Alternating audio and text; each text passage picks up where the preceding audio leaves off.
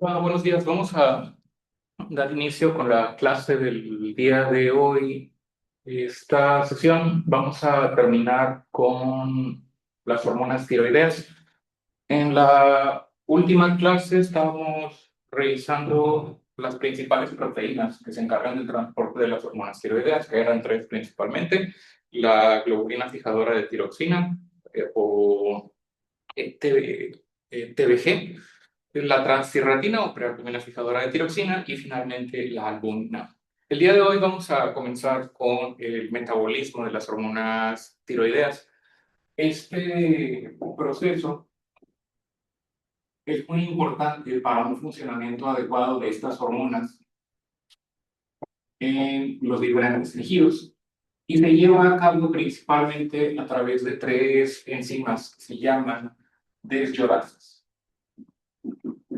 El metabolismo de las hormonas tiroideas se refiere al proceso de conversión de la T4 a T3 o de la T4 a T3 reversa.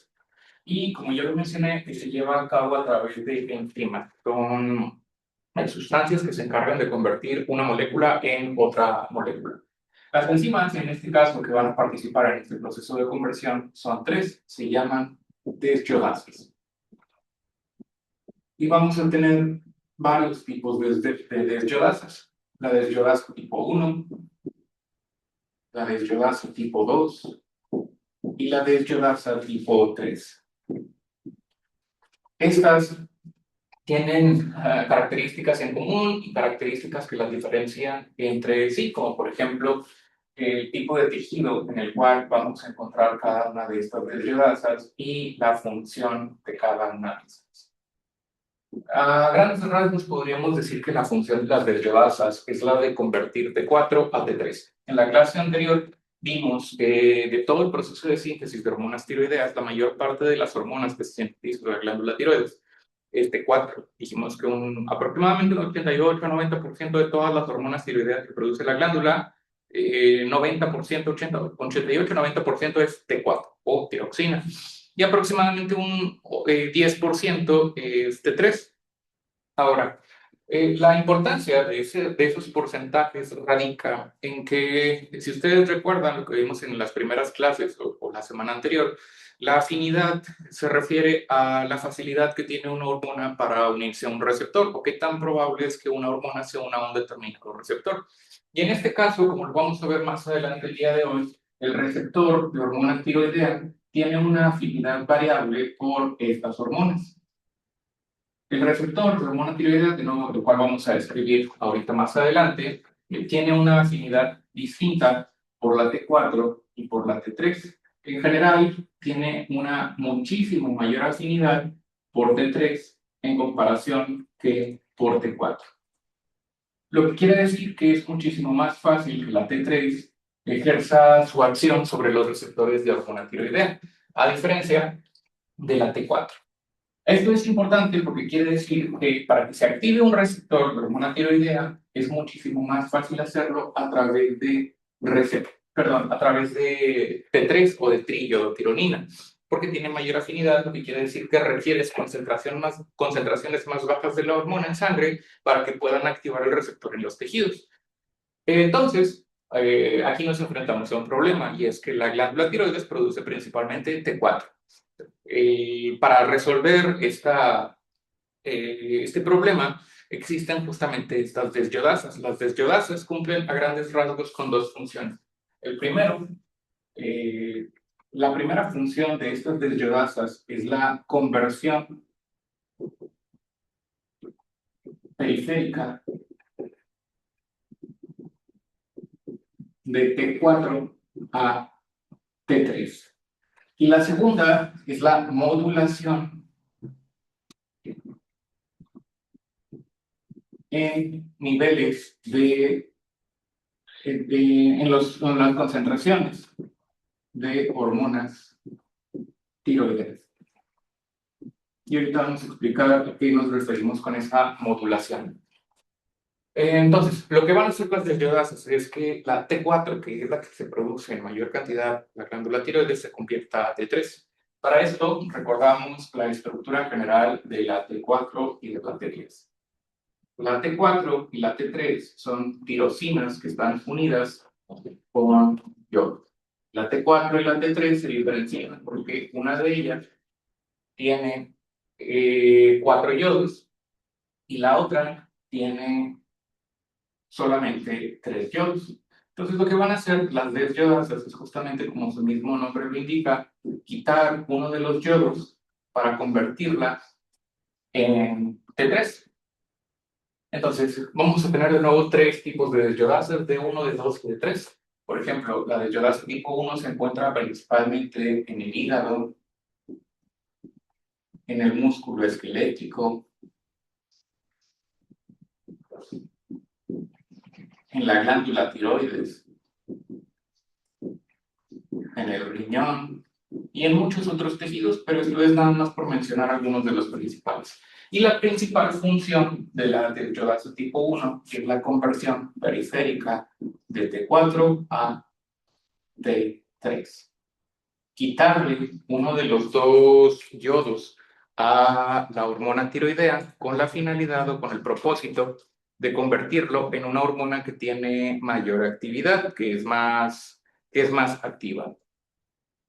Entonces, lo que hace de nuevo la desyodasa la desyodasa tipo 1 es quitarle este yodo en particular. Al quitarle este yodo, está convirtiendo a la tiroxina en T3 o triyodotironina, porque son 2 tirosinas, que sería en este caso una triyodotirosina con una monoyodotirosina. Esta sería la estructura de la T3. Y de nuevo, la principal función de la conversión de T4 a T3 es crear una hormona más activa que tenga mayor capacidad de activar al receptor. Y luego están los otros tipos de desyodasas. La desyodasa tipo 2, por ejemplo, se encuentra principalmente en el sistema nervioso central. Esto quiere decir en el hipotálamo, en la hipófisis y en algunos otros tejidos, pero estos son algunos de los principales representantes. La conversión de T4 a T3 en esta parte de nuestro cuerpo, en el sistema nervioso central, depende de este tipo de desyodasa. Y la función es básicamente la misma, la conversión de T4 a T3. Y finalmente existe el último tipo de desyodasa, que es la desyodasa tipo 3. La desyodasa tipo 3 se encuentra principalmente, aunque no de manera exclusiva, en la placenta, un producto en formación, en el tejido fetal. Y finalmente también se puede encontrar algo de desyodasa tipo 3 en el sistema nervioso central. Pero una característica importante de la desyodasa tipo 3 es que esta se encarga principalmente de convertir T4 a una forma diferente de T3, que se llama T3 reversa. La T3 reversa es un tipo de periodironina que no tiene actividad biológica. Esto quiere decir que tenemos 2 tipos de T3. La T3 normal, que sería esto que estamos observando aquí, que tiene 3 yodos, y la T3 reversa. La única diferencia entre la T3 y la T3 reversa es cuál de los 2 yodos que se encuentran en la parte inferior del anillo de tirosina es el que quita la desyodasa. La desyodasa tipo 1 y tipo 2 quitan el yodo que se encuentra en el primer anillo de tirosina. Y la desyodasa tipo 3 se encarga de retirar el yodo que se encuentra en el segundo anillo de tirosina. Entonces, esta es la única diferencia que existe, o esta es la diferencia principal que existe entre la T3, que sería esta que está acá, y la T3 reversa, que sería esta que está acá. En cuanto a su estructura química, la otra diferencia, y más importante todavía, es que esta sí tiene actividad biológica. Dicho de una manera más sencilla, o para entenderlo, este tipo de hormona tiroidea sí es capaz de activar receptores de hormona tiroidea, mientras que la T3 reversa no es capaz de activar receptores de hormona tiroidea. Ahora, ¿cuál podría ser el propósito de convertir T4 a una versión o a un tipo de desyodasa, o más bien, perdón, a un tipo de hormona tiroidea que no es capaz de activar el receptor? Justamente aquí es donde entra la segunda función de las desyodasas, que es la modulación. Como vamos a ver el día de hoy más adelante, una persona puede tener enfermedades que afecten la glándula tiroides, la hipófisis o el hipotálamo, y esto puede llegar a producir como consecuencia un incremento en la producción de hormonas tiroideas, una condición a la cual le llamamos hipertiroidismo, o lo opuesto, que sea una condición en la cual no se produce la suficiente cantidad de hormonas tiroideas, una condición a la cual, o enfermedad a la cual llamamos hipotiroidismo.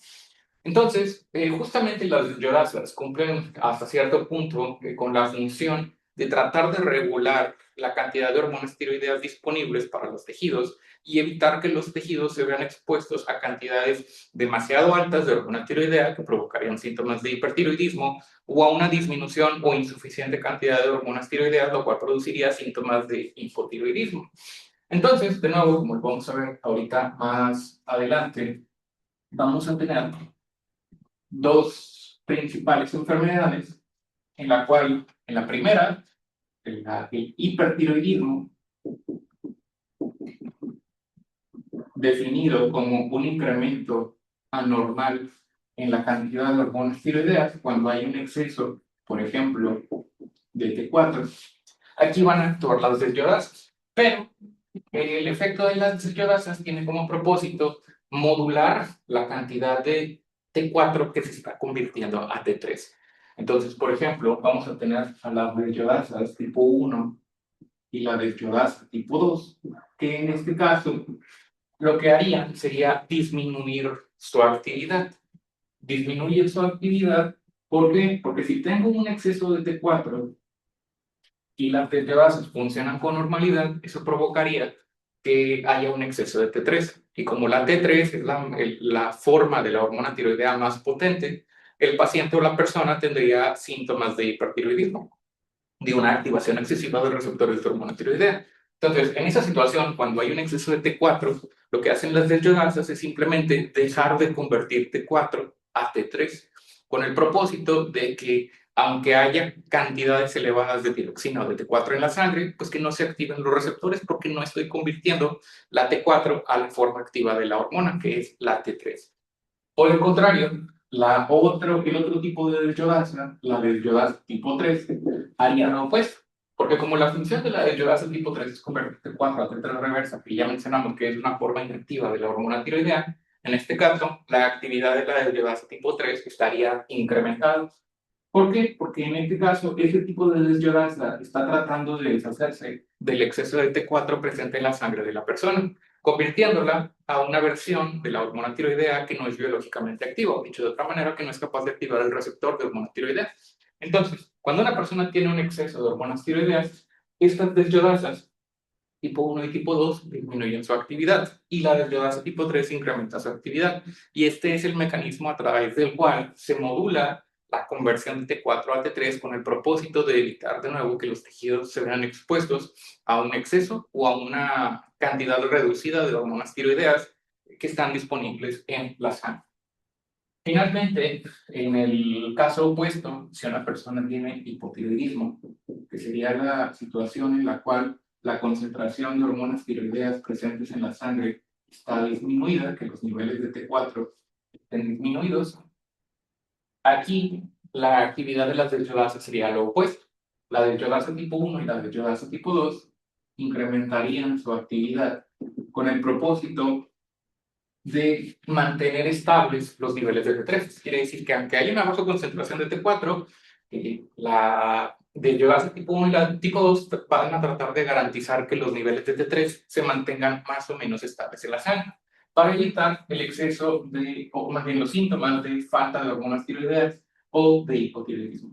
Y finalmente, en este caso, la actividad de la yodasa tipo 3 estaría disminuida. Porque si ya tienes niveles bajos de T4, lo último que quieres es convertir la T4 a una forma inactiva, a una versión de la hormona tiroidea que no tiene capacidad de activar el receptor. Entonces, en este escenario, la desyodasa tipo 3 reduce su actividad para evitar que esto ocurra. A grandes rasgos, estas son las funciones de las desyodasas, que era el proceso de metabolismo de las hormonas tiroideas. Estas desyodasas normalmente se encuentran en el citoplasma de las células y es ahí donde ocurre la conversión de T4 a T3. normalmente la T4, entra a la célula y en el citoplasma de la célula es que se convierte de T4 a T3 o a T3 reversa, según sea el tipo de desviadanza, porque, como lo vamos a ver ahorita a continuación, el receptor de hormona tiroidea se encuentra en el núcleo de la célula. La hormona tiroidea es una hormona liposoluble, lo que quiere decir que su actividad o su receptor se encuentra adentro de la célula. El siguiente subtema que vamos a revisar es justamente el efecto o el sitio de acción de las hormonas tiroideas a nivel en el interior de la célula, pero antes de eso vamos a recordar brevemente cómo está regulada la liberación de hormonas tiroideas, aunque ya lo hemos visto en clases anteriores, pero vamos a hacer un breve recordatorio de la forma en la cual están reguladas estas hormonas. Al igual que todos los ejes endocrinos, la regulación de las hormonas tiroideas está controlada por el eje hipotálamo, hipófisis, glándula tiroides. Este eje, el hipotálamo, en este eje, perdón, el hipotálamo produce una hormona que se llama TRH, por sus siglas en inglés. La TRH es la hormona liberadora de tiropropina, que estimula a las células tirotropas de la glándula pituitaria para que liberen otra hormona que se llama hormona estimulante de tiroides, o por sus siglas en inglés, TSH. Y esto, como ya lo vimos en la clase anterior, la TSH es la principal hormona que estimula el crecimiento de la glándula tiroides, y esto va a producir la liberación de T3 y de T4.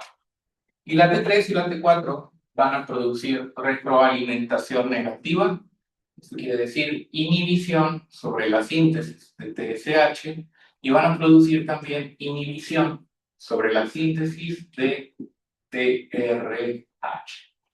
Y ese es el mecanismo por el cual, o principal a través del cual se liberan las hormonas tiroideas. Ahora, ya vimos cómo ocurre el proceso de hormonogénesis o síntesis de las hormonas tiroideas, ya lo revisamos en la clase anterior, ya vimos cómo se transportan las hormonas, ya vimos cómo se metabolizan las hormonas, lo que sigue es revisar cómo es que actúan las hormonas tiroideas. Las hormonas tiroideas actúan en receptores que se encuentran adentro de la célula. El receptor de hormona tiroidea es un receptor que se encuentra en el interior de la célula. Este receptor pertenece a una familia de receptores nucleares que se llama, perdón, a una familia de receptores que recibe el nombre, la familia de receptores nucleares.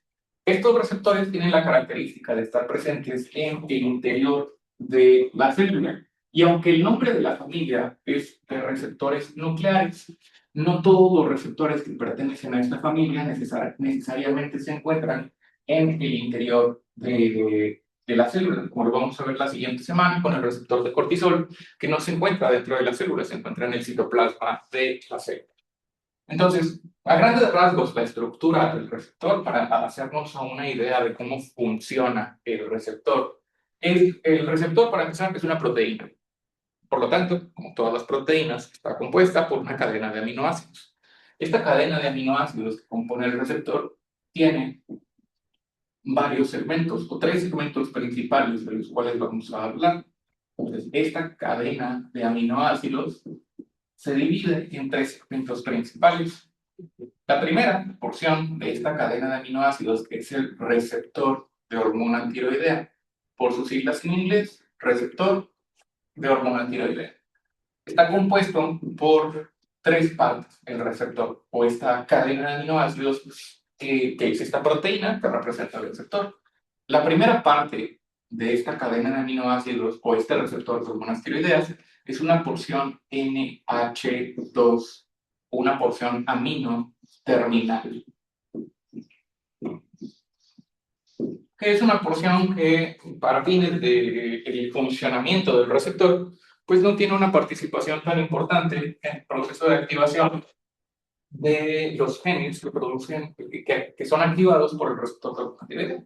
sea, a grandes rasgos no es tan importante para nuestros fines, nada más saber que existe, pero no es tan relevante.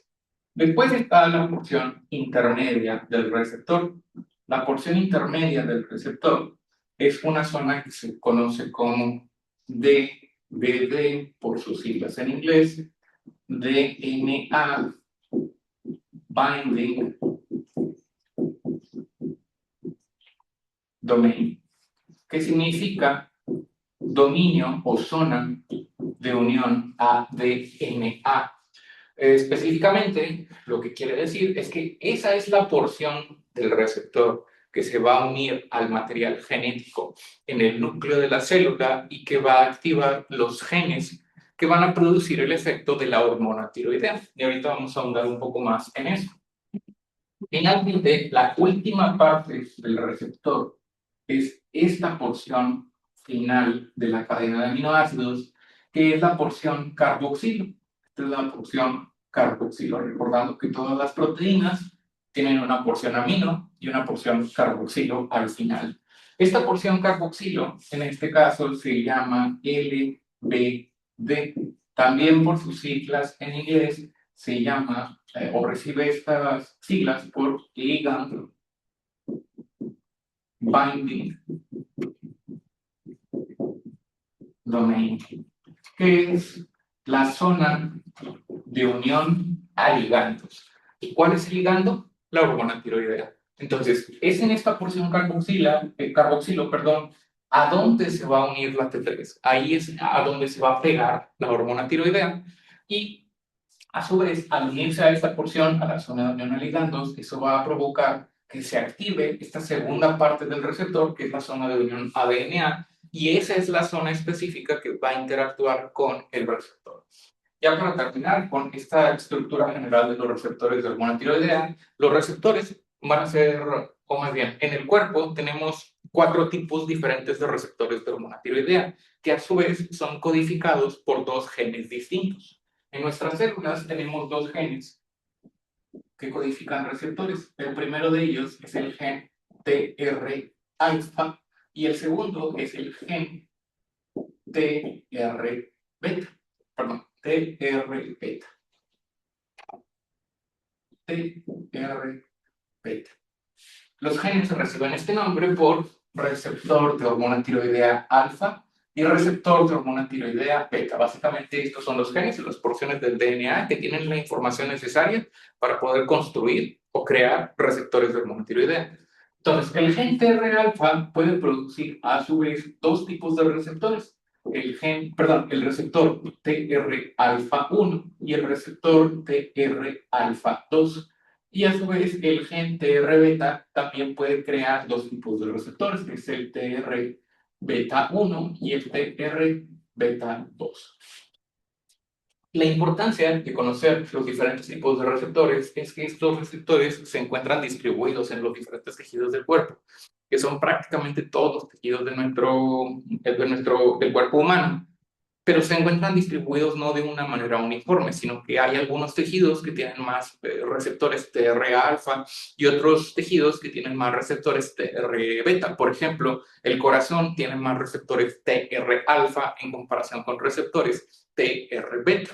Ahora, esas diferencias no son tan importantes para nuestro curso, porque son relevantes o cobran mayor importancia cuando hablamos de enfermedades, particularmente de aquellas que producen resistencia a la hormona tiroidea, porque normalmente son enfermedades que se producen por la mutación de uno de los 2 genes, que pueden producirse por mutaciones del gen TR-beta o mutaciones del gen TR-alfa, y eso puede provocar que haya algunos tejidos que no sean capaces de responder de manera adecuada a la acción de las hormonas tiroideas. Pero como nosotros no estamos viendo enfermedades, no vamos a entrar en esos detalles. Simplemente tenemos que saber que hay 2 genes, que son estos 2, que cada uno de ellos puede codificar 2 tipos de receptores. Por lo tanto, en total tenemos 4 tipos diferentes de receptores distribuidos de manera heterogénea en todos nuestros tejidos o en todas las células de nuestro cuerpo.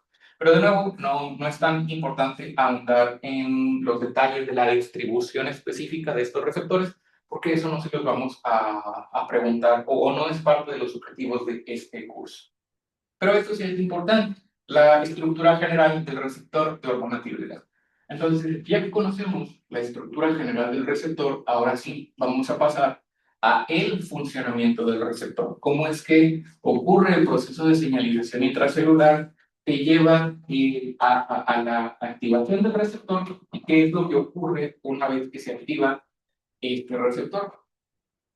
Para empezar, vamos a iniciar diciendo, de nuevo, que el receptor se encuentra en el núcleo de la célula. En el núcleo de la célula es donde se encuentra el receptor de hormona tiroidea.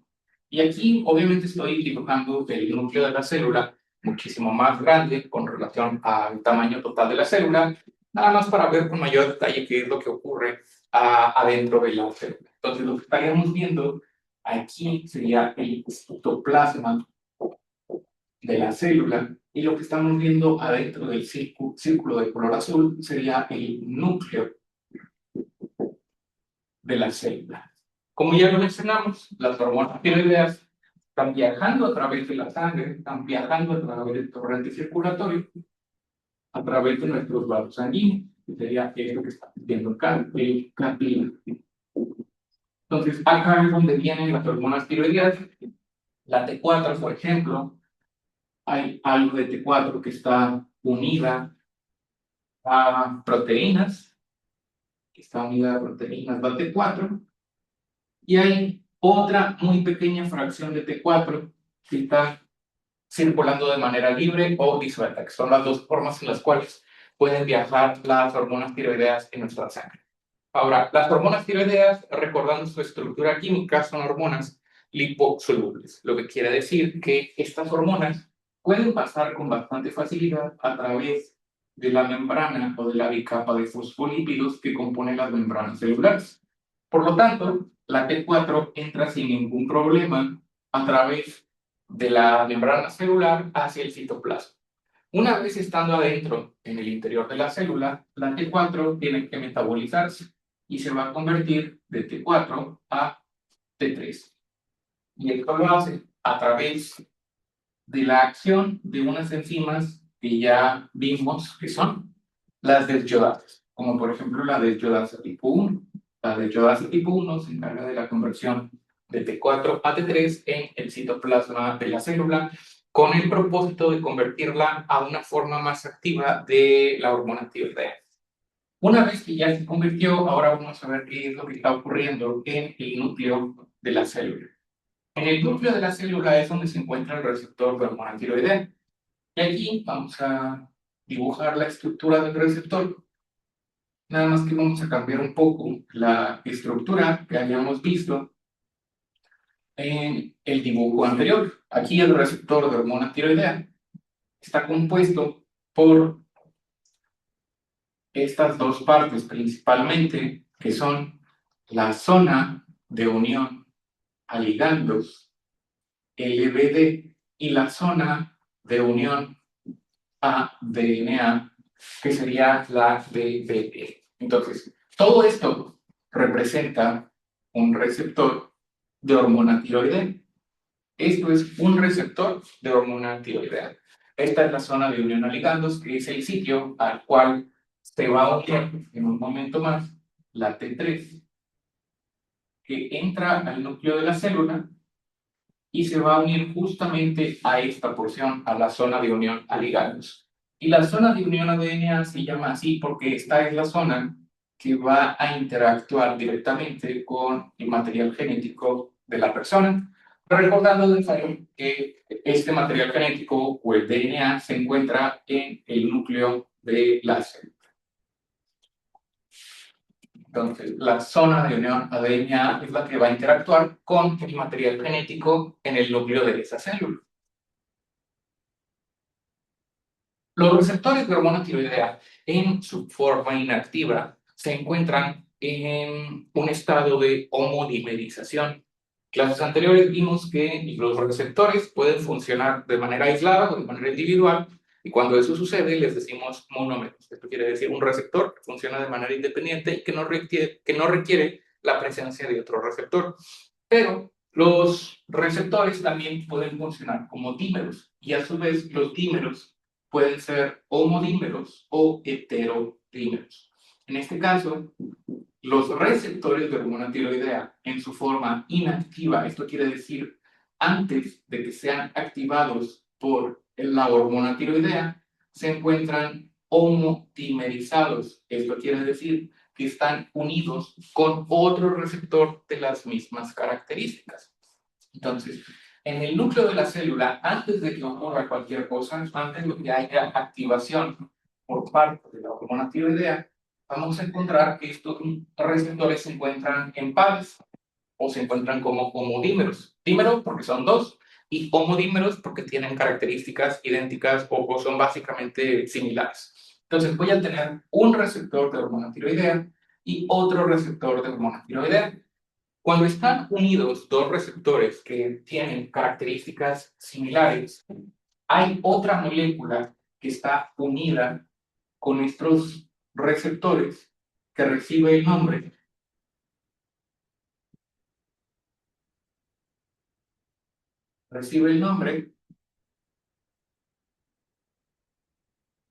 de correpresor. La función del correpresor es evitar o inhibir la interacción de la zona de unión a ligandos con el DNA o con el material genético de la persona, perdón, no de la persona, del núcleo de esa célula. Dicho de una manera sencilla, cuando los receptores están homodimerizados, esto quiere decir cuando dos receptores se encuentran unidos cuando hay dos receptores idénticos que están unidos, hay un correpresor o una molécula que se llama correpresor que evita que los receptores, o específicamente que la zona de unión ADN-A, puedan tocar o puedan interactuar con el material genético o directamente con el DNA. Aquí lo estoy ilustrando como si fuera una barrera que está ejerciendo el correpresor. El correpresor evita que el receptor de hormona tiroidea active el DNA. Entonces, ahora sí, ya que entró la T3 hacia el interior de la célula, la T3 se va a unir con uno de los dos receptores. Entonces, la T3 lo que va a hacer es unirse con uno de los dos receptores de hormona tiroidea y se va a unir específicamente a la zona de unión a ligandos. Cuando esto sucede, cuando se une la T3 a la zona de unión a ligandos, se va a producir varios cambios en el interior del núcleo y va a producir también un cambio en ese homodímero que representan los receptores de hormona tiroidea. Cuando la T3 se une al receptor, lo primero que va a ocurrir es la separación de uno de los dos receptores. Esto quiere decir que este receptor se va a desplazar o se va a quitar de ahí, se va a mover de lugar este receptor. Y obviamente pues se mueven las dos partes del receptor, que es la zona de unión ADN-A y la zona de unión a ligandos, porque todo eso es un mismo receptor. Entonces, cuando se une la T3 a uno de los dos receptores, el otro receptor se va a quitar, o sea, se van a separar, se va a romper este homodímero. Entonces, este receptor se quita, se va a retirar de esta parte. Y eso va a dejar este espacio libre para que otro tipo de receptor se pueda unir a esta porción. Aquí en el núcleo de la célula también tenemos receptores para otras hormonas o para otras moléculas. Y aquí vamos a mencionar otro tipo de receptor que es el receptor de retinoide X o de retinoide 10. Este receptor también está compuesto por una zona de unión a ligandos y una zona de unión a ADN. O sea que tiene características hasta cierto punto parecidas al de receptor de hormona tiroidea. Pero este es un receptor de retinoide X o de retinoide 10. RXR es receptor retinoide X. Ese receptor lo que va a hacer es que va a ocupar el espacio que dejó libre este otro receptor. De nuevo, como resumen, la T3 se une al receptor. Eso provoca la separación del homodímero, o sea que uno de los dos receptores se mueva del lugar y nos queda este espacio libre. Ese espacio libre va a ser ocupado por este otro receptor y ya se encontraba dentro del núcleo de la célula. No se desplazó, no se movió, ya estaba ahí. Simplemente va a ocupar ahora el lugar que dejó libre el otro receptor de hormona tiroidea. Y esto nos va a dar o va a provocar la formación de esto, a lo que llamamos heterodímero. Todo esto es un proceso de heterodimerización. La heterodimerización es todo el proceso a través del cual se separó uno de los dos receptores de hormona tiroidea y permitió que el receptor de retinoide X se uniera al receptor de hormona tiroidea que fue activado por la T3. Esa conversión de homodímero a heterodímero se llama heterodimerización. Y esa heterodimerización finalmente va a provocar dos cosas. En primer lugar, que se separe el correpresor, que el correpresor estaba evitando la unión entre el receptor de hormona tiroidea con el DNA se retire del receptor de hormona tiroidea. Entonces, el correpresor se retira de esta parte, deja de impedir el acceso del receptor con el DNA, con el material genético, este es el correpresor, y al mismo tiempo va a haber otra molécula que se llama coactivador. El coactivador, que también se une al receptor de hormona tiroidea solamente cuando está en su forma de heterodímero, se va a unir al receptor. Y al unirse con el receptor, esto marca, ahora sí ya, el final del proceso de activación de hormona tiroidea, porque el coactivador es una molécula que va a facilitar la interacción entre el receptor de hormona tiroidea con el material genético de la célula o el material que se encuentra en el núcleo de la célula. Y eso a su vez pues, va a producir la activación de un gen. Ahora, ¿qué gen es el que va a activar? Depende de cuál célula estemos hablando. La hormona tiroidea actúa prácticamente en todos los tejidos del cuerpo. Por ejemplo, actúa en el corazón, actúa en el intestino, actúa en el tejido óseo, actúa en el sistema respiratorio, actúa en el sistema nervioso central. Entonces, pues ya depende del tipo de tejido en el cual esté actuando la hormona tiroidea, es el gen específico que va a activar, por lo tanto, el efecto específico que se va a producir en esa célula en particular. En resumen, ya nada más para terminar, con el funcionamiento del receptor de hormona tiroidea, lo primero que ocurrió fue que se encontraba como un homodímero. Este receptor se encontraba unido a otro receptor de características idénticas. A eso se le llama homodímero. Y el homodímero estaba siendo reprimido por el correpresor.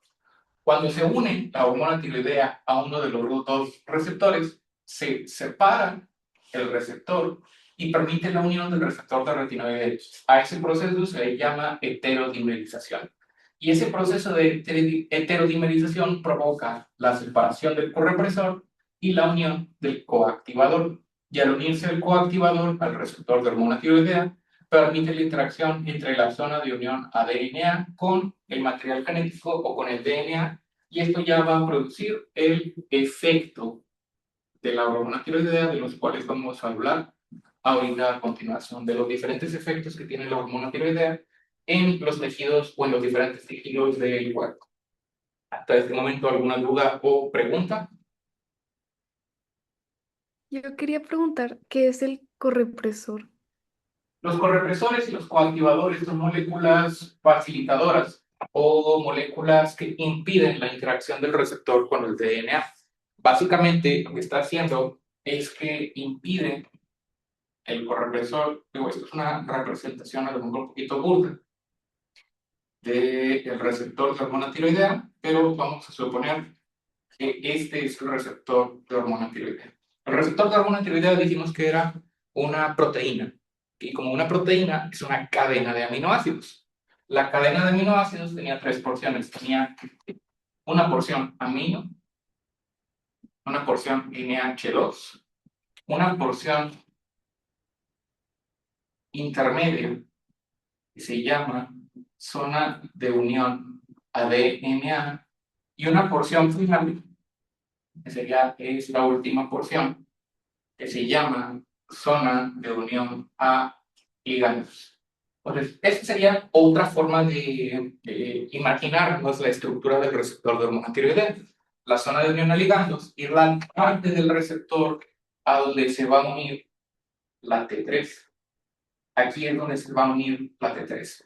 Y la zona de unión ADN, la zona de unión ADNA es la parte que se va a unir con el DNA que está presente en el núcleo de la célula. Ahora, ¿qué es entonces el correpresor? El correpresor es un nombre, de hecho tiene nombre, pero no es necesario que se lo aprendan, nosotros vamos a preguntar. El nombre es un poquito largo. Y el correpresor lo que hace es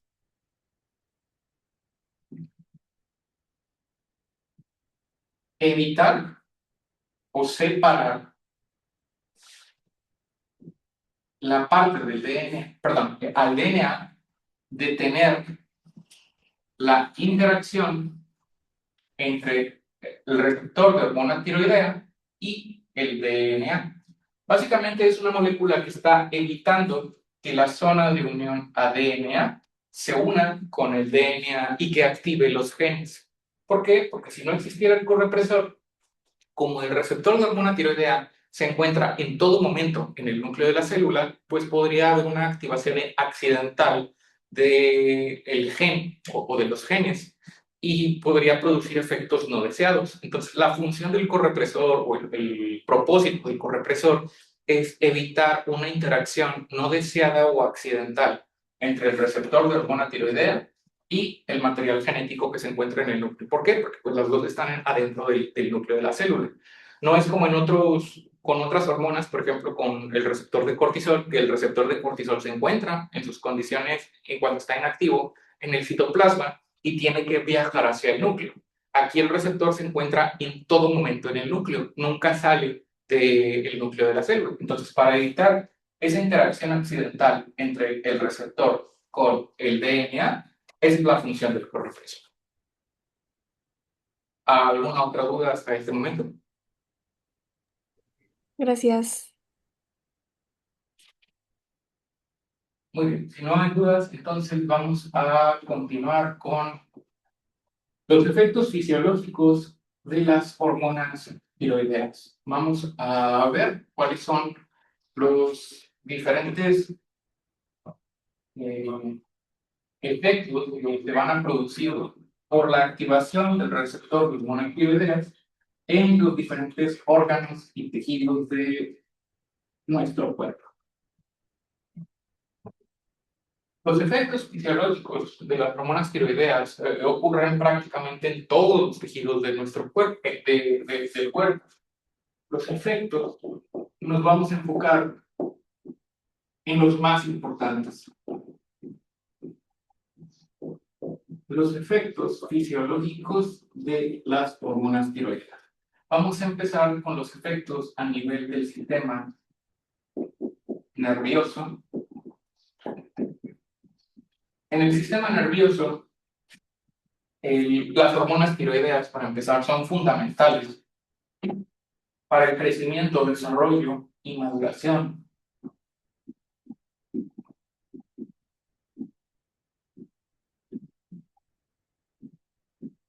del sistema nervioso central, con particular importancia durante la etapa intrauterina y los primeros años, particularmente primeras semanas, meses, pero también durante los primeros años del desarrollo del sistema nervioso central. Cuando nacemos, nuestro sistema nervioso todavía no está completamente desarrollado, todavía tiene que pasar o terminar el proceso de maduración, y eso normalmente ocurre durante las primeras semanas, meses, incluso algunos años o algunas funciones del sistema nervioso que ocurren durante los primeros, después del nacimiento, o ya que está afuera del útero de la madre. El crecimiento y el desarrollo dependen, en primer lugar, de las hormonas tiroideas de la madre. Hay que recordar que durante el proceso de embriogénesis es el proceso o las primeras semanas en las cuales se están formando la mayor parte de los órganos y tejidos de nuestro cuerpo. En la embriogénesis es cuando se están diferenciando las células en las células que van a formar el corazón, las glándulas endocrinas, el sistema respiratorio, el sistema gastrointestinal y el sistema nervioso. Entonces, durante esa etapa de formación, obviamente el tejido, o más bien el producto, todavía no tiene su propio tejido tiroideo, porque apenas se está formando. Durante esa primera etapa, que comprende hasta la semana 15 aproximadamente, el tejido o el producto en formación depende directamente de las hormonas tiroideas que están en la sangre de la mamá y que están pasando a través de la placenta. Por lo tanto, en ese caso, si la mamá llegase a presentar hipotiroidismo o tuviese algún problema con relación a la cantidad de hormonas tiroideas que hay presentes en su sangre, eso podría representar un problema para el desarrollo del producto. Entonces, por eso es muy importante que las madres hipotiroideas normalmente les aumentamos o requieren una dosis un poco mayor de hormona tiroidea cuando tienen deficiencia de esta hormona, porque tiene que satisfacer no nada más las demandas de su propio cuerpo, sino que tenemos que darle un extra para que el extra llegue al producto en formación. Entonces, durante las primeras semanas, hasta la semana 15 a 16 aproximadamente, el producto depende completamente de las hormonas tiroideas de la madre. Después de esa fecha, ya es capaz de sintetizar sus propias hormonas tiroideas. ¿Por qué? Porque ya para ese punto ya se formó o ya está lo suficientemente formada la glándula tiroides y ya puede empezar a sintetizar sus propias hormonas tiroideas y ya no depende tanto de las hormonas tiroideas de la mamá. Pero algo muy importante es que si por alguna razón hubo un error durante la etapa de embriogénesis o más adelante durante la etapa fetal y la glándula tiroides del producto no se desarrolló de manera adecuada, eso puede producir hipotiroidismo neonatal, que quiere decir que el producto no es capaz de producir sus propias hormonas tiroideas una vez que sale o una vez que nace. Durante el proceso de formación intrauterina puede que no haya problema. ¿Por qué? Porque finalmente, si la glándula tiroides no se formó de manera adecuada, todavía está recibiendo hormonas tiroideas de la mamá, porque todavía hay hormonas tiroideas que están llegando a través de la placenta.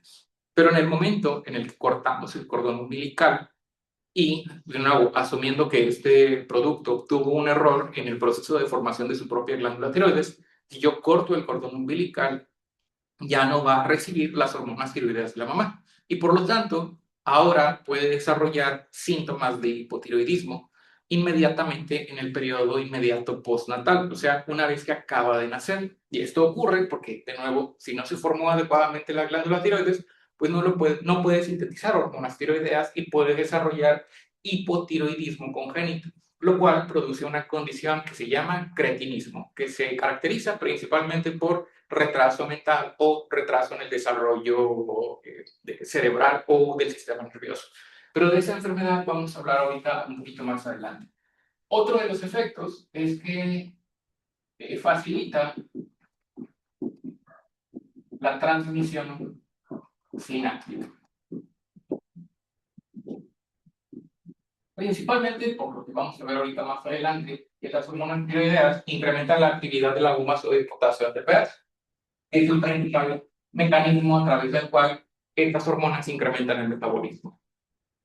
En otras partes del cuerpo, en el sistema cardiovascular, por ejemplo, en el sistema cardiovascular, las hormonas tiroideas tienen varios efectos. Primero, van a incrementar o tienen un efecto inotrópico positivo, este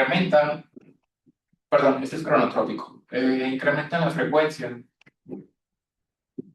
cardíaca Y en segundo lugar, incrementan también la fuerza de contracción cardíaca. Tienen un efecto inotrópico positivo, que es el incremento en la fuerza contráctil del corazón, y tienen un efecto cronotrópico positivo, que es que incrementan la frecuencia cardíaca. Y al incrementar estos dos, van a provocar que se incremente el gasto cardíaco, recordando que el gasto cardíaco resulta de la multiplicación del volumen latido, que es la cantidad de sangre que expulsa el corazón con cada latido, y el volumen latido depende directamente de con qué tanta fuerza se está contrayendo el corazón. Entonces, al incrementar la fuerza contráctil, incrementas la cantidad de sangre que expulsa el corazón con cada latido. Y finalmente, el gasto cardíaco de nuevo depende de dos cosas, del volumen latido y de la frecuencia cardíaca. Por lo tanto, al aumentar las dos, el resultado es que va a haber un incremento del gasto cardíaco, lo cual mejora la perfusión de prácticamente todos los tejidos del cuerpo. Otro efecto a nivel cardiovascular es que tiene un efecto permisivo sobre receptores adrenérgicos, sobre receptores de adrenalina y noradrenalina. Y el efecto permisivo ya vimos que es cuando una hormona estimula la expresión de receptores para otra hormona. Esto quiere decir que las hormonas tiroideas incrementan la expresión de receptores para noradrenalina y adrenalina, que son las catecolaminas. Otro efecto a nivel cardiovascular es que puede también incrementar la presión arterial.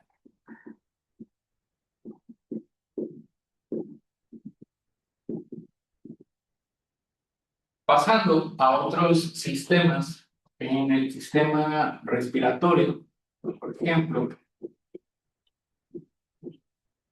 en el sistema respiratorio las hormonas tiroideas incrementan la frecuencia respiratoria.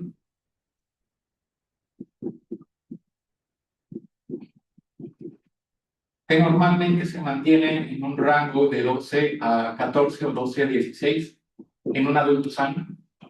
La frecuencia respiratoria o la cantidad de veces que respira una persona por minuto. También tenemos que mencionar lo que ocurre a nivel del sistema gastrointestinal.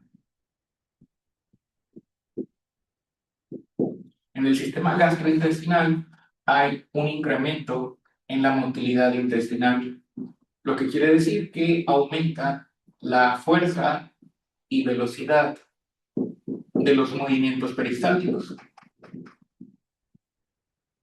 La motilidad intestinal es la fuerza y velocidad de los movimientos peristálticos, que son los movimientos que permiten el desplazamiento de los alimentos a través del tracto digestivo. También están los efectos a nivel óseo o en el tejido óseo, incrementan el recambio óseo.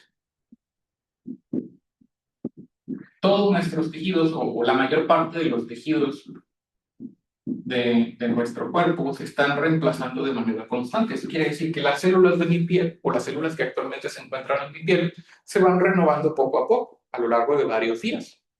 Lo que quiere decir que las células que tengo en este momento, pues no son las células que tenía hace un mes, porque son células que están en constante recambio, se están renovando, y aquellas células que ya murieron o que ya son que ya tenían muchos días, pues se van eliminando a través de las capas superficiales de la piel. El tejido óseo tiene un proceso similar, nada más que es muchísimo más lento a otros tejidos, como por ejemplo la piel. El tejido óseo también se renueva a través de la actividad de dos células, que son los osteoclastos, que van removiendo el tejido óseo viejo y los osteoblastos, que van formando nuevo tejido óseo. Entonces, lo que hacen las hormonas tiroideas es incrementar la actividad de estas dos células, de los osteoclastos y de los osteoblastos, perdón, con la finalidad de que se vaya retirando el tejido óseo antiguo y que se vaya reemplazando por tejido óseo nuevo, con la finalidad de mantenerlo relativamente nuevo. También, aquí, muy importante, hay que mencionar los efectos que tienen sobre el metabolismo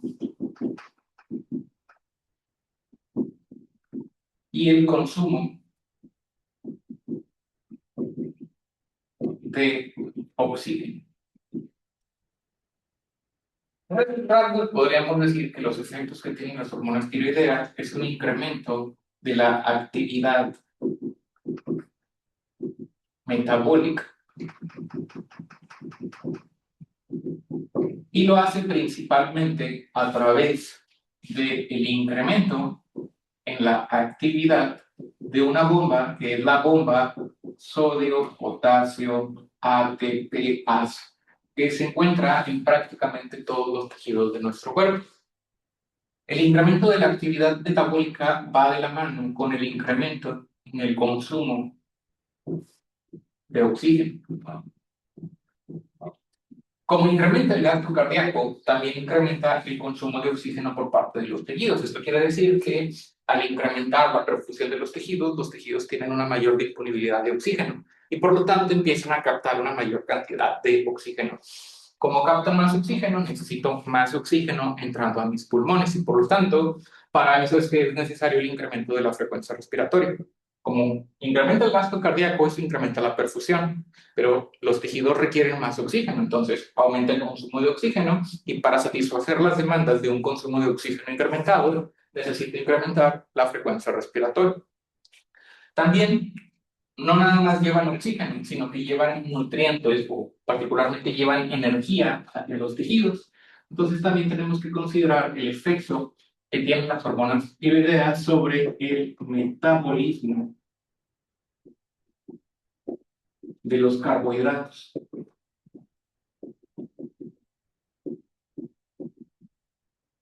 lípidos y proteínas.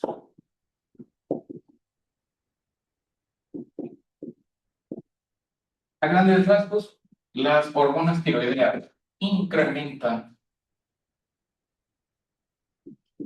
la gluconeogénesis, incrementan la creación de nueva glucosa y también incrementan la glucogenólisis, que es la ruptura del glucógeno hepático. Esas dos van a producir un incremento en la cantidad de glucosa disponible en los tejidos. Dicho de otra manera, incrementan la cantidad de glucosa en sangre. Al incrementar la cantidad de glucosa en la sangre, mejoras la disponibilidad de energía para los tejidos. Y esto también va de la mano con el incremento del gasto cardíaco, porque al incrementar el gasto cardíaco permites que haya una mayor llegada de glucosa hacia todos los tejidos del cuerpo.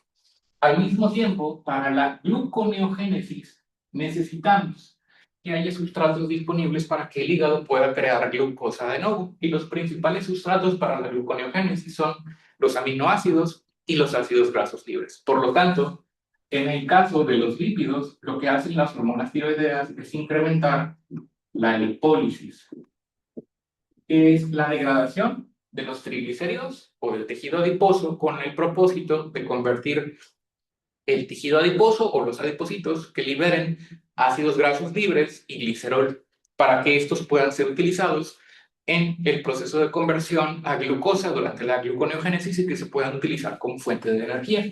Y al mismo tiempo, en el caso de las proteínas, favorecen la proteólisis, que es la ruptura de las proteínas, con la finalidad de que las proteínas se conviertan en aminoácidos para que esos aminoácidos se puedan utilizar en el proceso de formación de glucosa. Entonces, degradan lípidos y degradan proteínas. Esta es la razón por la cual, en algunos casos, las personas que tienen hipertiroidismo, que tienen un exceso de hormonas tiroideas, pueden bajar de peso de forma inexplicable. ¿Por qué? Porque el metabolismo está acelerado y están teniendo constantemente lipólisis. Esto quiere decir que es más difícil para estas personas almacenar energía en forma de tejido adiposo, porque el tejido adiposo constantemente se está degradando para la producción de glucosa por la actividad de las hormonas tiroideas. Los otros efectos que nos faltan sobre las hormonas tiroideas tienen que ver también con la interacción con otras hormonas. Por ejemplo, con otras hormonas, las hormonas tiroideas participan o son fundamentales para una liberación normal de hormona del crecimiento, de GH, que es la hormona que estimula la producción de IGF-1, y también la liberación de GnRH, que es la hormona liberadora de gonadotropina. Entonces aquí, por ejemplo, podríamos decir que cuando una persona tiene hipotiroidismo, sobre todo si se trata de un niño, un niño pequeño, en el que todavía está en el proceso de crecimiento o desarrollo, la falta de hormonas tiroideas puede provocar que no haya una liberación adecuada de hormonas del crecimiento. Y eso podría ocasionar que ese niño desarrolle retraso en el crecimiento. Por otro lado, la falta de liberación de GnRH, si ustedes recuerdan, la GnRH es la hormona hipotalámica que estimula la liberación de LH y FSH en la glándula pituitaria. Entonces, en otro ejemplo de consecuencias que puede tener la falta de hormonas tiroideas es que en el caso, por ejemplo, de la mujer que está teniendo irregularidades menstruales, que está teniendo problemas para quedar embarazada, una de las causas más comunes de estos problemas en la mujer es el hipotiroidismo. Si una mujer no tiene o no produce la cantidad suficiente de hormonas tiroideas, eso puede afectar la liberación normal de hormona liberadora de gonadotropinas. Y por lo tanto, que no haya una liberación adecuada de hormona luteinizante y de hormona folículo estimulante, lo que va a llevar a que esa mujer desarrolle irregularidades menstruales o, en algunos casos, infertilidad. La mayor parte de esos síntomas son reversibles, pero ahorita vamos a hablar de en qué situaciones no son reversibles estos síntomas. Hasta este momento, ¿alguna duda o pregunta? Muy bien, entonces, estos son algunos de los principales efectos de las hormonas tiroideas en los diferentes órganos y tejidos de nuestro cuerpo. Hay algunos otros, como por ejemplo el efecto que tienen las hormonas tiroideas sobre los niveles de 2,3-difosfoglicerato, lo cual altera la curva de disociación de la hemoglobina, o más bien la facilidad con la cual se une el oxígeno a la hemoglobina. Básicamente lo que hacen las hormonas tiroideas es aumentar la disociación del oxígeno de la hemoglobina con el propósito de garantizar un mayor aporte de oxígeno hacia los tejidos. Pero ya no son efectos un poquito más específicos y que no es tan importante que los tengamos en consideración. Pero algo muy importante de todos estos efectos es que conocerlos nos va a permitir entender cuáles van a ser los efectos del exceso de hormonas tiroideas o de la deficiencia de hormonas tiroideas, que son las enfermedades a las que llamamos hipotiroidismo e hipertiroidismo. Entonces, les voy a presentar una lista de estas dos condiciones y vamos a explicar cuáles van a ser los efectos de estas hormonas.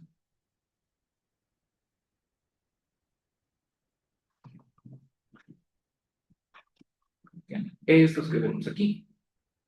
Lo que estamos viendo aquí son una lista con los principales efectos, o más bien consecuencias, del hipotiroidismo y del hipertiroidismo. El hipotiroidismo definido como una falta de producción normal, o más bien niveles bajos de hormonas tiroideas en la sangre, el hipertiroidismo definido como un exceso de hormonas tiroideas en la sangre.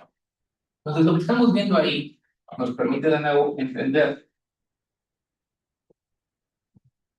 los efectos fisiológicos. Por ejemplo, en el caso del hipotiroidismo, lo que observamos en la lista del lado izquierdo son los signos y síntomas que va a presentar una persona que tiene bajas concentraciones de hormonas tiroideas en su sangre. El primer signo y síntoma en la lista es una condición que se llama cretinismo. El cretinismo se les decía así, todavía se les dice así en algunos casos, a los niños que nacen con hipotiroidismo congénito, que era lo que explicábamos hace un momento. Cuando un niño no produce sus propias hormonas tiroideas porque hubo un proceso anormal o un desarrollo ineficaz de su glándula tiroides y no es capaz de producir sus propias hormonas tiroideas, puede llegar a desarrollar retraso mental, porque de nuevo las hormonas tiroideas son fundamentales para el desarrollo normal del sistema nervioso central. Y en segundo lugar, talla baja, que se debe a la falta de secreción de hormona del crecimiento estimulado por las hormonas tiroideas. Este es el principal escenario, o el escenario en el cual los efectos del hipotiroidismo son irreversibles. Esto quiere decir que si un bebé nace y tiene hipotiroidismo y yo no me doy cuenta inmediatamente ese niño va a presentar un retraso en el desarrollo cerebral y va a presentar también un retraso en el crecimiento.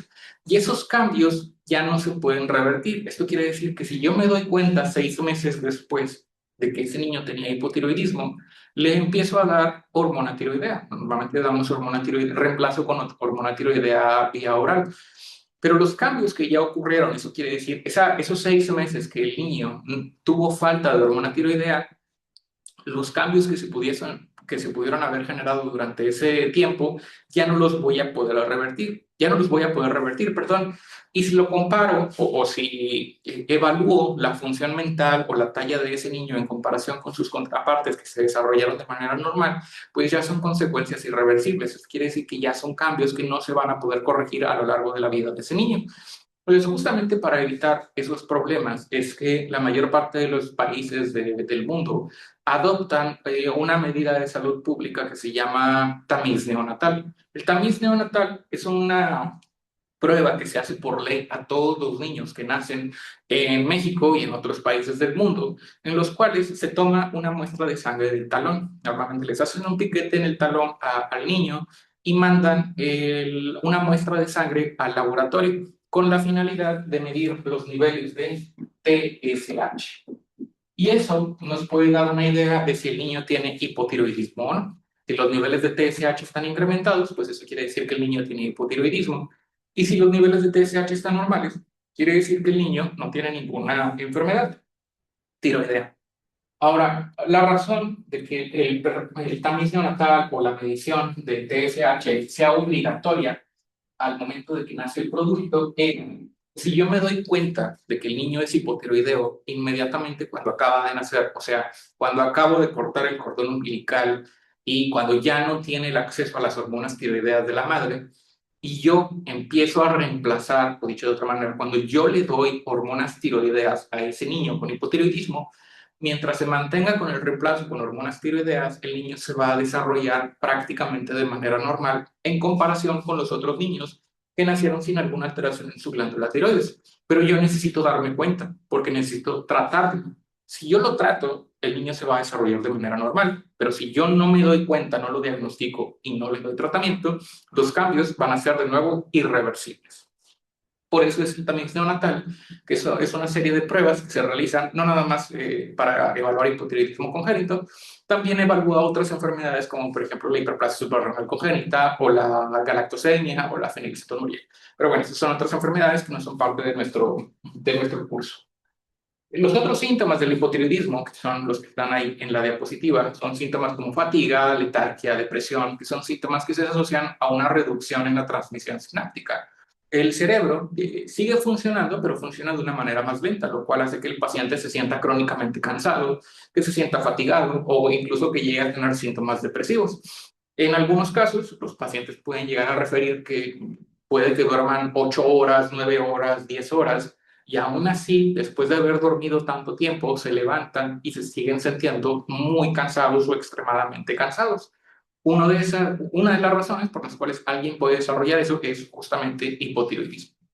Otros problemas que pueden tener son la intolerancia al frío. Ahí se me olvidó mencionar que otro de los efectos de las hormonas tiroideas es que al incrementar el metabolismo de todas las células, el incremento de la actividad mitocondrial casi siempre produce termogénesis. Esto quiere decir un incremento en la producción de calor. Entonces, la disminución de la actividad metabólica va asociada o va de la mano con la disminución en la capacidad para producir calor, lo cual hace que estas personas sean muy susceptibles a los climas fríos. Puede que a lo mejor en este momento estemos a 20 grados, 21 grados, y que pues técnicamente es un clima más o menos templado. Estas personas puede que ya sientan frío con esas temperaturas. Son más susceptibles a temperaturas bajas.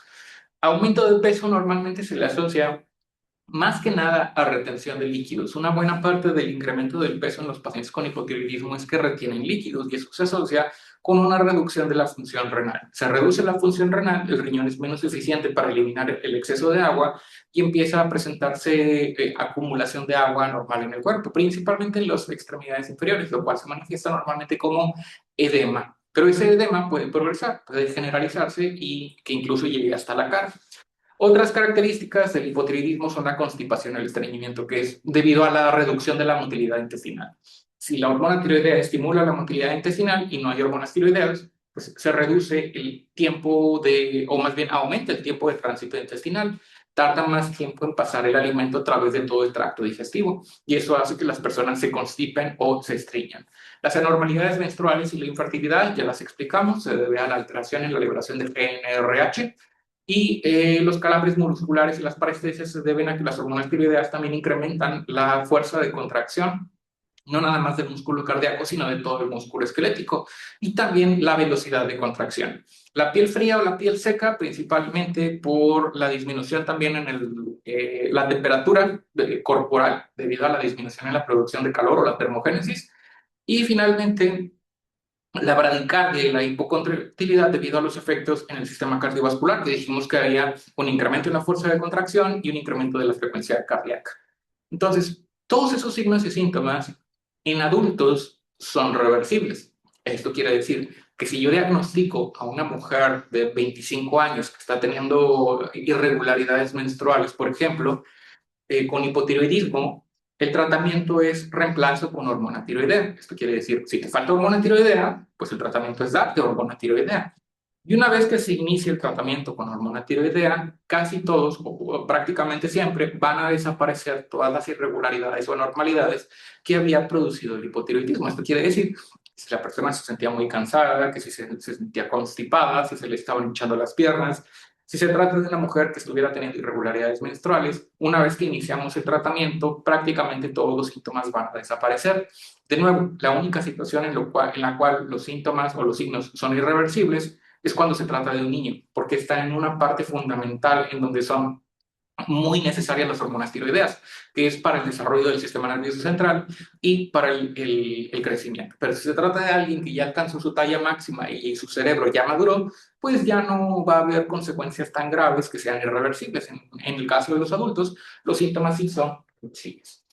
Y finalmente, en el caso del hipertiroidismo, aquí pues prácticamente lo opuesto. Si en hipotiroidismo hay bradicardia o frecuencia cardíaca baja, hipocontractilidad, o sea que el corazón lata con menos fuerza. En el hipertiroidismo es lo contrario, va a haber frecuencia cardíaca alta y el corazón va a latir con más fuerza. Eso puede llegar a ocasionar incluso que las personas presenten palpitaciones. Esto quiere decir que sientan que les late muy rápido el corazón y puede incluso desencadenar arritmias cardíacas que pueden llegar a poner en riesgo la vida de la persona. Otros síntomas incluyen nerviosismo, ansiedad, que puede ser asociado también a hiperhidrosis, que es una sudoración excesiva, y también temblor fino. En muchos casos, los pacientes que tienen hipertiroidismo pueden confundir estos síntomas con una crisis de ansiedad o con una crisis de pánico. La diferencia es que normalmente estos síntomas de hipertiroidismo no necesariamente se asocian con situaciones de estrés, que podrían ser los desencadenantes de una crisis de ansiedad o de una crisis de pánico. Pero a veces los pacientes tardan en buscar atención médica justamente porque creen que están teniendo crisis de ansiedad, cuando no es así. Es su glándula tiroides que está produciendo hormonas tiroideas de más. Otros síntomas incluyen la intolerancia al calor, que sería lo opuesto a la intolerancia al frío. Como el paciente tiene una actividad metabólica incrementada, produce más calor de lo normal, hay mayor termogénesis y por lo tanto es al revés. En lugar de que no tolere el frío, no tolera el calor. A lo mejor estamos a temperaturas de 28, 30 grados y estas personas ya sienten mucho calor incluso si la temperatura no es tan elevada en ese momento. Pueden llegar a presentar pérdida de peso por lo que vimos sobre el metabolismo de los lípidos y las proteínas, ya que pierden tejido adiposo, pero también pierden masa muscular. No nada más pierden grasa, también pierden músculo y eso pues obviamente no es deseable. Pueden tener una condición que se llama oftalmopatía o exoftalmos y eso es cuando las personas presentan una protrusión anormal de las órbitas hacia el exterior. La órbita o los ojos se encuentran en la cavidad craneal y en este caso, en la parte posterior del ojo se encuentran unas células que se llaman fibroblastos. Los fibroblastos son células que se encargan de la producción de matriz extracelular y esa matriz extracelular, o más bien los fibroblastos, pueden llegar a ser activados por el receptor de TSH. El receptor de TSH puede activarse o activar los fibroblastos. Y cuando esto sucede, los fibroblastos pueden incrementar su producción de matriz extracelular en la parte posterior del ojo. Entonces, al incrementarse la cantidad de matriz extracelular que se está produciendo atrás del ojo, eso va a hacer que la órbita se empuje, o más bien que el tejido empuje el ojo hacia la parte externa, lo cual produce una condición que se llama de nuevo exoftalmos, que es como si el paciente se le estuvieran saliendo los ojos, como lo vemos ahí en la imagen del lado, en la parte central. Es relativamente fácil de identificar porque, por ejemplo, si ustedes se ven al espejo, van a notar que la esclera, perdón, la parte blanca del ojo, eh, la esclera, que normalmente no se alcanza a ver en la parte inferior ni en la parte superior de los ojos, a menos que de manera voluntaria abran más los ojos.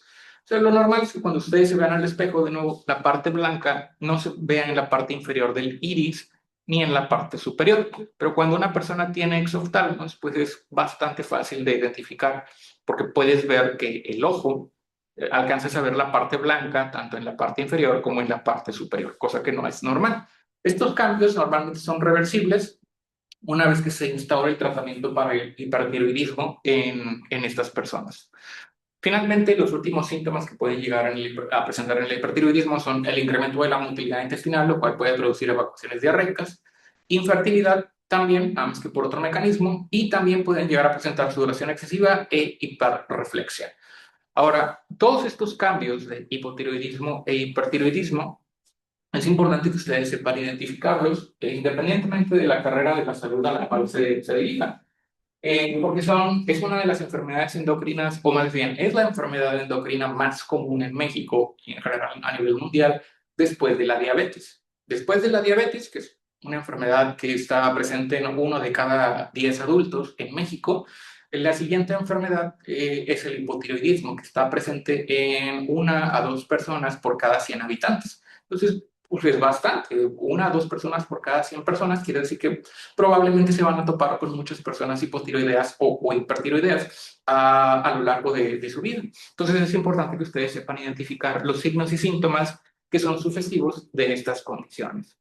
Finalmente, ya para terminar con este tema, lo último que vamos a revisar es el de patología hormonal.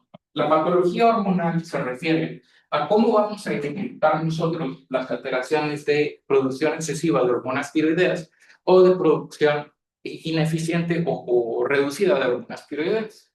La patología hormonal clasifica las enfermedades de acuerdo a el nivel en el eje hipotálamo-hipófisis, glándula tiroides, que está afectado. Y vamos a tener dos enfermedades distintas, que son el hipotiroidismo y el hipertiroidismo. Entonces, vamos a hablar primero del hipotiroidismo, que ya mencionamos, que es cuando una persona tiene una cantidad reducida de hormonas tiroideas, cuando los niveles de T4 están reducidos. Y vamos a tener patologías primarias, secundarias o terciarias, dependiendo del nivel o la parte del eje, el eje hipotálamo o glándula tiroides que está afectado. Cuando se trata de un problema tiroideo, cuando la glándula tiroides es la que falla, a eso lo llamamos patología primaria. Cuando es el hipotálamo, perdón, la hipófisis la que está afectada, perdón, a eso lo llamamos problema secundario.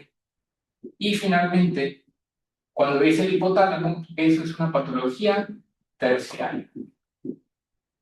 Por lo tanto, yo puedo tener hipotiroidismo primario, secundario o terciario. Y la forma en la cual yo me voy a dar cuenta de cuál es el punto que está alterado o afectado es de acuerdo a los niveles que yo voy a encontrar en el perfil tiroideo del T4, del TSH y de TRH. En el caso, por ejemplo, de que se trate de una patología tiroidea, sería una patología hormonal primaria. En este escenario, de nuevo, como estamos hablando de hipotiroidismo, nos referimos a que la persona no puede producir hormonas tiroideas. Y de nuevo, si se trata de una enfermedad primaria, quiere decir que la razón por la cual esa persona no tiene niveles adecuados de hormonas tiroideas se debe a una enfermedad o a un daño de la glándula tiroides. Entonces, en este caso, los niveles de T4 estarían disminuidos. Ahora, si el problema es la glándula tiroides, si se trata de un problema primario, un hipotiroidismo primario, ¿qué es lo que va a suceder con los niveles de TSH y de TRH?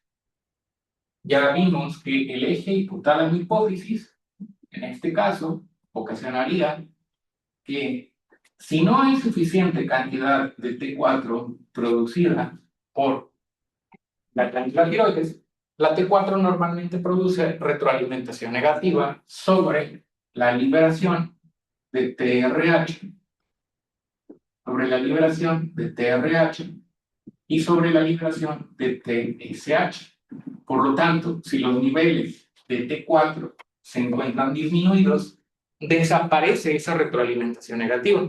Entonces, ya no hay un estímulo que inhiba, o ya no hay, perdón, un factor que inhiba la liberación de TRH y de TSH. Por lo tanto, cuando se trata de una patología hormonal primaria, en este caso, lo que observaríamos es que los niveles de TSH se encuentran incrementados y que los niveles de TRH también se encuentran incrementados. Después, se trata de una patología secundaria, quiere decir que el daño está en la hipófisis. En este caso, cuando el daño está en la hipófisis, cuando hay un daño en la glándula que se encarga de la producción de TSH, aquí lo que observaríamos sería, de nuevo, primero, como se trata de un hipotiroidismo, los niveles de T4 van a estar disminuidos. Pero en este caso, lo que ocurre es que el problema o la razón o la explicación de que los niveles de T4 estén disminuidos no es la glándula tiroides, es la hipófisis. ¿Y qué enfermedad o qué razones podría haber para que la hipófisis produzca un hipotiroidismo que no esté produciendo a la hormona estimulante de tiroides? Si la hipófisis por alguna razón no produce TSH, no se va a estimular a la glándula tiroides y por lo tanto el paciente va a tener hipotiroidismo o niveles bajos de T4. Entonces, en este caso, en el hipotiroidismo secundario, lo que vamos a encontrar es que los niveles de TSH van a estar disminuidos. Finalmente, los niveles de TSH están bajos. Esto explica por qué el paciente tiene niveles bajos de T4, pero el hipotálamo sí funciona. Y como el hipotálamo sí funciona, ya dijimos que ante la falta de T4, eso va a facilitar la producción de TRH, porque nadie la está inhibiendo. Entonces, en el hipotiroidismo secundario vamos a encontrar niveles de TRH incrementados. Finalmente, el hipotiroidismo terciario quiere decir que el problema, la razón por la cual el paciente tiene hormonas tiroideas bajas es el hipotálamo. Entonces, si el problema está acá en el hipotálamo, quiere decir que el hipotálamo no está produciendo TRH. Si el hipotálamo no produce TRH, no se estimula la liberación de TSH. El hipotálamo es el que estimula la liberación de TSH. Pero si hay un daño en el hipotálamo, no hay TRH. Si no hay TRH, tampoco hay TSH. Y finalmente, si no hay TSH, tampoco va a haber T4.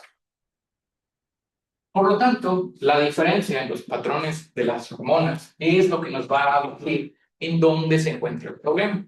Nosotros cuando queremos confirmar que un paciente tiene hipotiroidismo, pedimos un perfil tiroideo y el perfil tiroideo nos va a dar los niveles de T4 libre, los niveles de TSH y podemos identificar solamente con una prueba de laboratorio en dónde se encuentra el problema. Si el problema se encuentra en la glándula tiroides, en la hipófisis, o si se encuentra en el hipotálamo, dependiendo de cuál es el patrón que tenga esa persona en su perfil tiroideo. Ahora, todo esto también aplica para el hipertiroidismo con algunas diferencias. Por ejemplo, en el caso del hipertiroidismo, el problema es lo opuesto. Esto quiere decir que en lugar de que haya falta de hormonas tiroideas, las hormonas tiroideas van a estar elevadas. Va a haber una producción anormalmente alta de T4.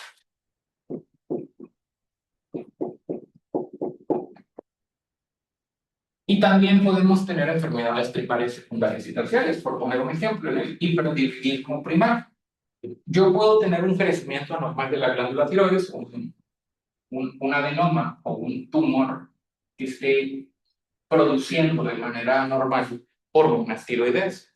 Y ese tumor va a producir que haya un exceso de T4 siendo liberado por la glándula tiroides.